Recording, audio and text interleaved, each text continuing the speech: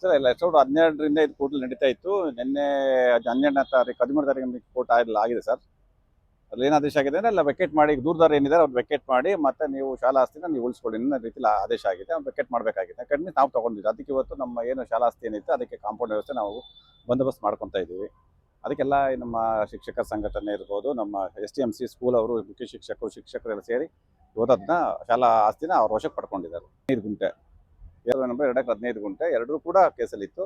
ಅದು ಕ್ಲಿಯರ್ ಆಗಿದೆ. ಮೊನ್ನೆ ಕ್ಲಿಯರ್ ಆಗಿರೋದ್ರಿಂದ ಇವತ್ತು ನಾವು ಅದನ್ನ ಹ್ಯಾಂಡ್ ಓವರ್ ಮಾಡ್ಕೊತಾ ಇದ್ದೀವಿ. ಸರ್ ಬೆಳ್ಳೂರಮ್ಮ ಅಂಡ್ ವರ್ಸಸ್ ಅಂತ ಹಾಕೊಂಡಿದ್ರು. ಅದು 2012 ಇದು. ಈಗ ಅದು ನಮ್ಮಂತೆ ಆಗಿದೆ.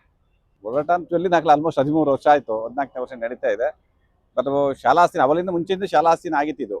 ಸೊ ಅದು ಬೇರೆ ಬೇರೆ ಮತ್ತು ತಾಲೂಕು ಕೋರ್ಟಲ್ಲಿ ಹೋಗಿ ಮತ್ತು ಹೈಕೋರ್ಟಿಗೆ ಹೋಗಿ ಡೈರೆಕ್ಷನ್ ಮೇಲೆ ಮತ್ತು ಡಿಸ್ಟ್ರಿಕ್ಟ್ ಕೋರ್ಟಲ್ಲಿ ಈಗ ಇತ್ಯರ್ಥ ಆಗಿದೆ. ಸೊ ಅದಕ್ಕೋಸ್ಕರ KVT ಕೂಡ ಹಾಕೊಂಡಿದ್ದೀವಿ.